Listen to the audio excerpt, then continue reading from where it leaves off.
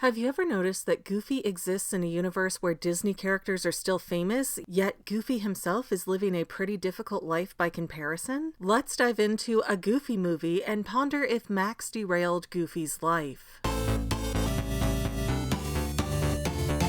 Hey guys, I'm Megan, and this is the Fangirl, where your childhood memories mean nothing to me. Seriously though, I grew up when the Disney Renaissance was hitting big. I had just turned 5 when The Little Mermaid hit theaters. And if you weren't around for Disney Afternoon with Gummy Bears, Rescue Rangers, DuckTales, and, most relevant to this theory, Goof Troop, you were missing out on a glorious childhood. But for those of you who don't know, DuckTales was such a popular series that the series finale was actually a theatrically released movie, DuckTales: Treasure of the Lost Lamp. And it's technically not a standard Disney animated film because it was largely produced by Disney Movie Tunes, which is legally different from Walt Disney Animation. And for whatever reason, it was decided that Goof Troop, the series where Goofy and his 11-year-old son Max live a perfectly middle-class life in Spoonerville, would also get a movie for a series finale. However, Dana Hill, the voice of Max Goof, ended up having some major health complications,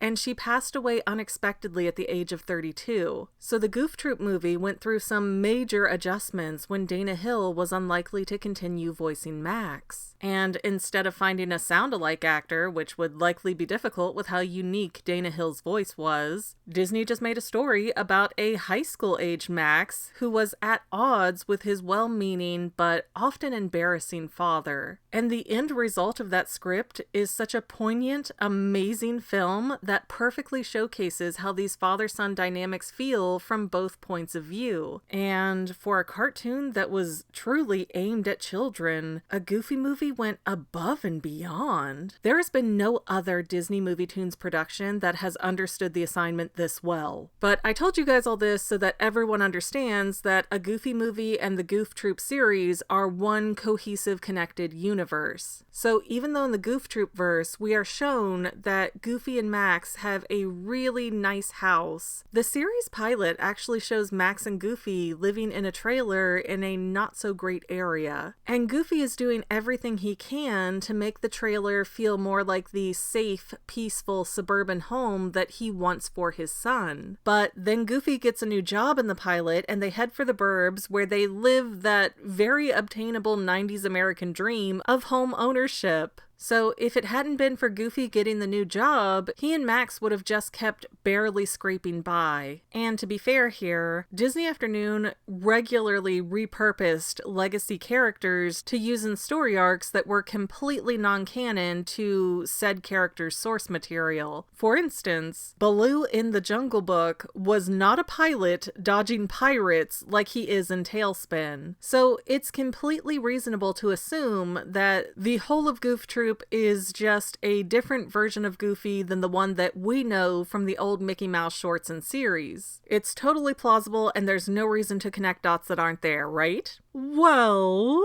in a Goofy movie, we see some strange and interesting details that start to unravel everything. First, in Max's room, there is a Mickey Mouse telephone, which were actual items that existed. They were really popular, and many people had these giant, gaudy landlines just sitting in their house. The only specialized phone more popular than the Mickey Mouse one was the classic Sports Illustrated football phone. So right away in a Goofy movie, it's established that Mickey Mouse not only exists in this world, but he is big-time famous. Okay, well, maybe Mickey and Goofy don't know each other in this universe. A parallel universe is a reasonable assumption to fix the phone Easter egg, so good, no problem, right? However, when Goofy first tells Max he's going on a trip with his best friend, Max asks if Goofy means Donald Duck. It's a vacation with me and my best buddy.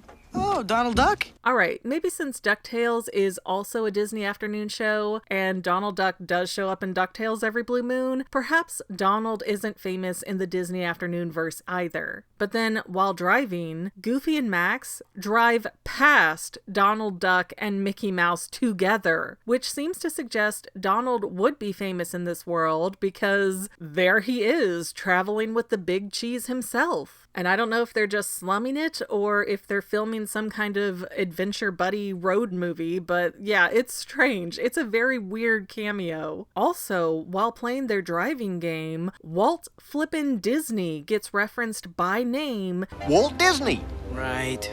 Well, I'm good at this. And Goofy is shown to have a Disney logo keychain, and at that point, there are too many issues to ignore with these references. The implication of all this is that Goofy does have a relationship with Mickey Mouse, and that he is, or at least was, part of the Fab Five, but then something changed to put Goofy on a different path in life. Something major had to happen to make Goofy goofily walk away from fame and fortune to live a quiet life as a photographer in Spoonerville. And the most obvious answer for that transition is that Max was born. Now, as much as I would love to speculate on who Goofy had a baby with, and off the record, my money is on Clarabelle, officially, there is no answer to this question. Bill Farmer, who has been the voice of Goofy for decades now, said himself at D23 in 2019 that it's a mystery to him who Goofy has ever dated or married, and Disney itself has never left us any real clues to draw our own conclusion. So I don't think I can theorize hard enough to force an answer to fit here. However, under the circumstances, and considering the fact that Goofy and Max never mention the missing mama, I've always had the impression that Max's mother did not die. She kind of ran away, leaving the unwanted baby Max with his father, so she'd never have to acknowledge getting busy with Goofy ever again. That would explain why we never see so much as a photograph in the background of Goofy or Max or both with any female figure. And with Goofy being the embodiment of positivity, he just decided he would make the best of things, try to be a mother and a father for Max, and to not really bring up the runaway mom again. But with a situation like that happening, Goofy would have to make some severe career changes because babies are needy little harpies that demand 24/7 attention. And even though Goofy could get a nanny on set if he had been some semi-famous movie star, if Max had truly been abandoned by his mother, that would give Goofy extra empathy and incentive to be there for Max so that he never felt abandoned again. Goofy would not pursue a job where he couldn't necessarily come home to his son every night, or couldn't let his son do normal childhood things like go to a traditional school because they were on a movie set all the time. So yeah, good guy Goofy would totally bow out of his lucrative film career with Disney to raise his child and try to make a nice home for him. Now I know what you're thinking next. Wouldn't Goofy still have had money from his film career to be able to live a very comfortable upper-class life? Potentially, yes. However, considering Goofy's living situation in the Goof Troop pilot, where he was in a cramped trailer and implied to not have a job, that would suggest that Goofy's split from Hollywood wasn't amicable, meaning Goofy likely broke his contract with Disney and had to pay a huge penalty because of that. I mean, if you don't know about Disney lawyers and how scary they are, just look around the internet. There are many a horror story. But getting into a contractual legal dispute with Disney would have wiped out all of Goofy's savings and his wealth, and maybe even taken away any royalties he might have been entitled to. Moral of the story here, kids, always read the fine print and never mess with lawyers if you can help it. And certainly this is a very harsh take on the Goof Troop franchise, which, after all, was created by Disney for their Disney Afternoon lineup. But the writers left so many huge plot holes and odd clues that this theory is one of the most logical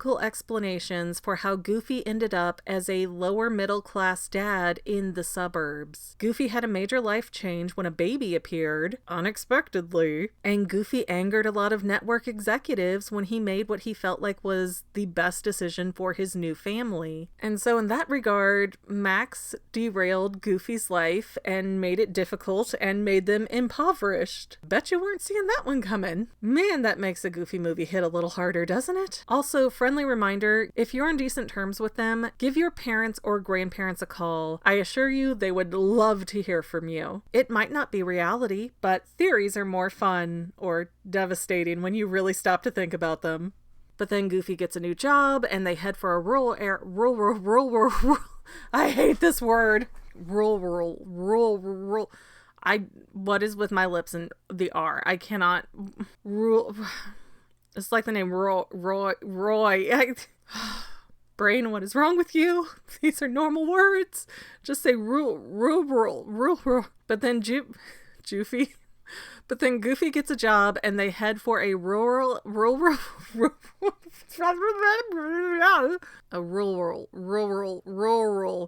But then Goofy gets a new job and they head for a rural. What is wrong with me? Brain, please work.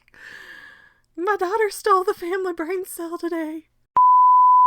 Well, family members, we're almost done, but I want to invite you to hang out with me in some other places. I'm on Twitter and Instagram as my own personal self, and I have a Facebook page too, but I mostly just post photos over there. And sometimes people say, "Hey McGann, I want to mail you something. How do I do that?" Easy. Just click the About tab on my channel page, and my most current P.O. Box info will be right there. I also run another channel, The Family. It's really a hodgepodge channel where we might post anything. Oh yeah, and I also sell shirts and stickers and stuff with the Family and the Fangirl logos. If that is your cup of tea, I have a link in every description of every video. Finally, if you want to help out the Fangirl channel and make sure I'm putting out video essays for years to come, the best way you can help is by subscribing and watching more of my videos, whether they're new, old, whatever. Maybe even share one or two on social media, help spread the word. People who watch to the end of videos like you helps to tell the site, hey, this is a good video, we should recommend it to other people. So if you made it this far, leave me a comment of something like, hey, I made it to the end. Love ya.